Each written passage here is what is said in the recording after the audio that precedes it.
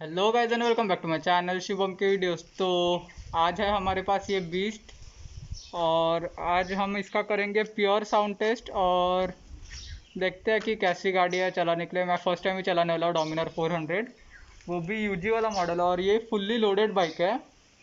तो आप एक बार सिनेमैटिक्स एंजॉय करो, तब तक हम रोड पे जाते हैं। और प्योर साउंड में कैसे रिकॉर्ड करने वाला हूँ, तो ये रही वायर, बैक के अंदर माइक डाला है मैंने और कवर लगाया है क्योंकि विंड नॉइज़ ज़्यादा ना है। तो देखते हैं कि ये सेटअप कैसे रहता है।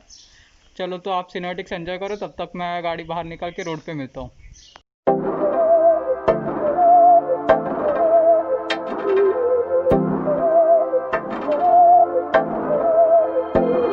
बहकी सभी जुबां है, हम हैं हजारों में, अब की कमी जरा है, हर चीज खास है।